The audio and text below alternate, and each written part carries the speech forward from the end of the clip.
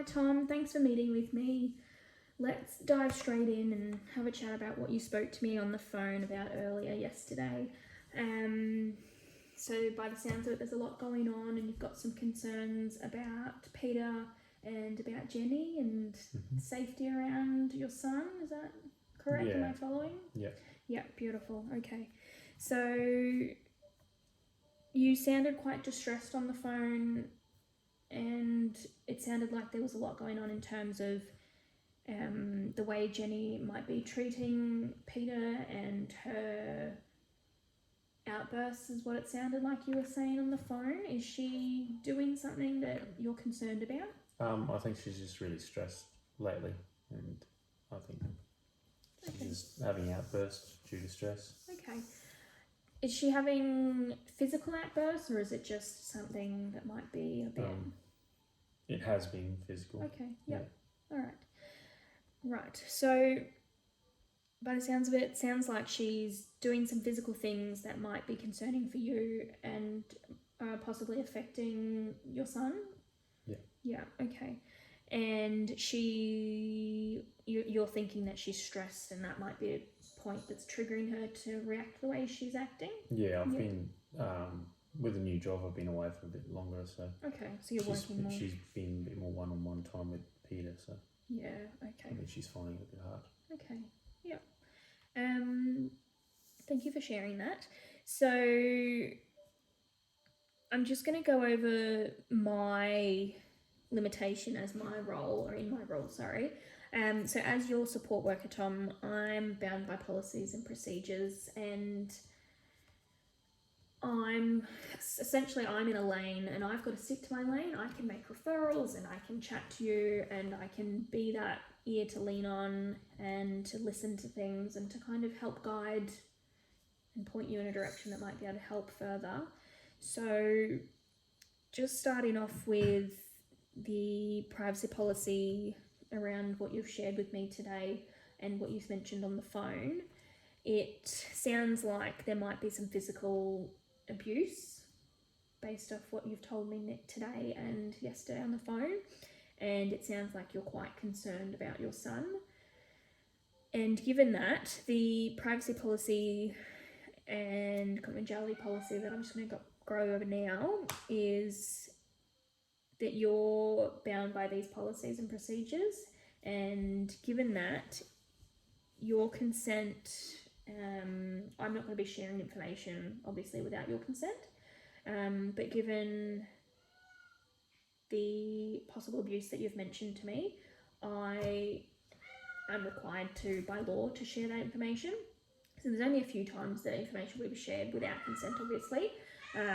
So if you're at risk of harm or somebody else is at risk of harm, so for example, right now you've told me that your son is or has been at physical risk, that would be a point where I then need to inform somebody, okay? Mm-hmm. Yeah. There are other times, but I don't think they're necessary at the moment, or relevant, I guess. So if we were subpoenaed by court, I'd have to provide the information that we've got on your file. If that was something that would happen, they would subpoena us and we'd then provide that. Also, if the child safety request anything, then we then also have to provide that information as well. So given the situation that has happened and what you've disclosed to me, I am going to have to report the abuse based off of the notes I took from yesterday's phone call and what you have shared this morning. And given that you're experiencing some of that as well, whether it's first-hand or second-hand, I think that it might be appropriate to move forward in reporting that information. So I just want to make you aware of a few things. So this one here is the cycle of abuse. It's a good way to visually understand how abuse works and how domestic family violence works as well. So it starts off with tension building at the first point of that. I'm going to put it into a visual of a circle. First point is tension builds and it bubbles and it keeps bubbling, and then something happens, and that's the stage 2 of that cycle, and it's the abuse happens, whether it's physical, emotional, psychological, there's all sorts of things, even financial abuse. So then that incident happens, and that's the top of your circle or your tier, and then it comes back down to reconciliation and the blaming, I guess, is another way you could look at it, as the remorse, the blaming, the reconciliation, and then you come back down to a calm phase where everyone's tiptoeing around, and then it just comes back up to rinsing and repeating, and it just keeps going around. In some families this can happen, or in situations, this can happen in a matter of minutes, and it can happen over a matter of years. It just depends on the situation and how it just flows on for each individual person.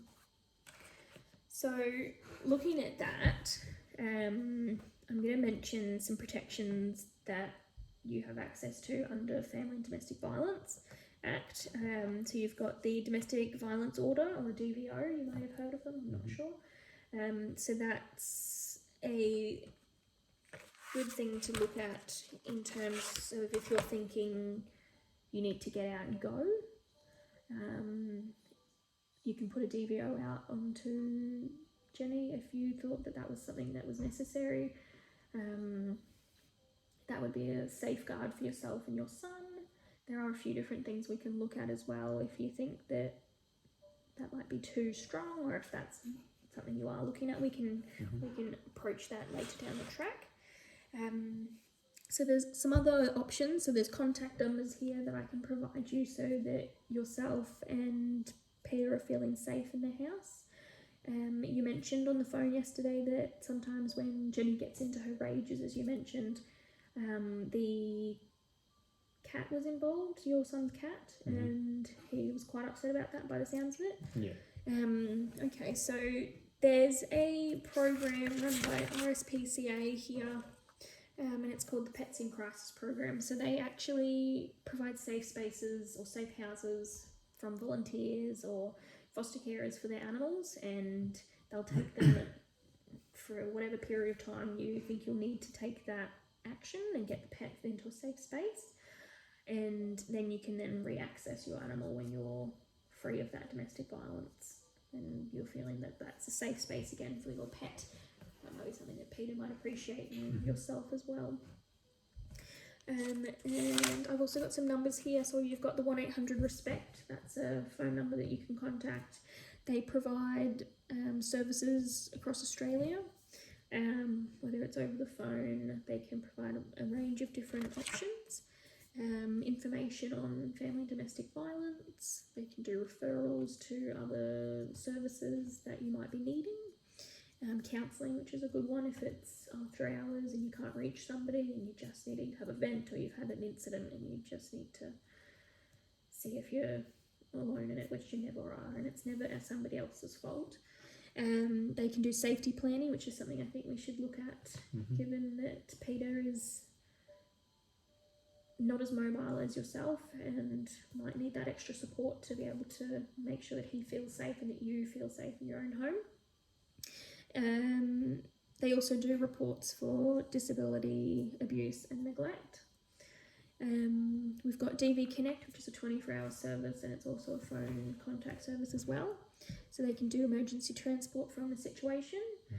And they can do crisis accommodation. So if you're needing to get out, or somebody's needing to get out of the situation there and then, you can jump in, give them a call, jump in, and they'll try and get you out of there as quickly as they can. They can do safety planning as well, crisis counselling, referrals and info as well, which is good, and obviously organise that pet care. So DV Connect and RSPCA, Crisis Pet and Crisis, they are all linked, so that's quite helpful to have that linked together. So you can also access Services Australia, so Centrelink. They provide a payment for domestic and family violence. People that have experienced that, they can provide a payment to help you get back on your feet and to get back to normality financially. Obviously you have to go through the process of contacting them and reaching out and taking those steps towards that. And there's also Lifeline, which you can contact them 24 hours a day for support and somebody to talk to, especially after hours, which is a really helpful one for some people. So back to the DVO, domestic violence order, that's a protection order to take place the day it's made or when another day is appropriate. But they're in order to make sure that you and, for example, yourself and Peter would feel safe if you needed one or you felt you needed one. And they can help you feel more in control of the situation that you're so used to feeling out of control in and unsafe in. So those are some options that we can look at. I think safety planning to make sure that Peter feels safe and to make sure that yourself and Peter are on the same page in terms of your safety would be a really good thing to look at. That can be as simple as letting your neighbours know that if a certain light on in the house is on, that means that something's wrong and they need to reach out, whether it's contacting yourself or contacting emergency services. Even having a bag packed if you're needing to make sure that you can get out quickly when you need to. These are things that you can look at with a safety plan. It would be a good thing to do a referral through to sort that out externally. So I'm thinking we need to look at, on the phone you were saying that you wanted to make sure that yourself, Peter and Jenny were considered in this situation. So I'd like to make sure that we address those concerns of yours. So thinking about Peter in terms of his mobility issues and how he's at much higher risk than you are of being unsafe and not feeling safe, given that he's stuck at home with mobility issues and he's under the care of Jenny fairly 24/7 in this case. Making sure that he's aware of what you're doing now, so he's taking the steps with you. Addressing how this might be affecting him mentally might be a good idea. I don't know if that's something you'd like to consider. And we could reach out perhaps to some counselling services to provide that mental health support so he feels heard. And perhaps even looking at some mental health support and even some options accommodation wise for Jenny if it's easier for Peter to have Jenny not in the house for a while, just to have her out of the picture and have her assessed mentally by a psychologist to see if there's something we can do to help her with the stresses that she's feeling looking after Peter so often. There's also some options for you work-wise, given that you have been working more often. We can look at reaching out to your employer and taking some domestic family violence leave. So you're entitled to 5 or 10 days, I believe, off the top of my head, for unpaid leave, which covers you under the Domestic Family Violence Act. That might be something to reach out to while we kind of approach this situation head on, just so you don't have the stress of going to work and then having to sort out things around Jenny and Peter. And we might consider, even if you're feeling like you might need it, some support around your mental health and dealing with everything that's going on. It could be very stressful, and it's understandable that it is very stressful and it's a high stress situation. And I think it'd be appropriate to take the steps to do some referrals out to counselling services for yourself and Peter, and we'll cross the bridge of sorting out assistance for Jenny to address her concerns and her stress levels and get her out of the situation for a bit and just assess her, make sure that she can calm down and chat to somebody about her feelings and her concerns as well. Yeah, okay. So we'll start from there and see where we go. Just making sure that we prioritise Peter's safety, given that he is the one in the middle of this situation, and he tends to be, by the sounds of it, Jenny's main focus of her outbursts and her stresses. So we'll need to make sure that he feels supported and safe along this. Okay? Yeah. Beautiful. Okay.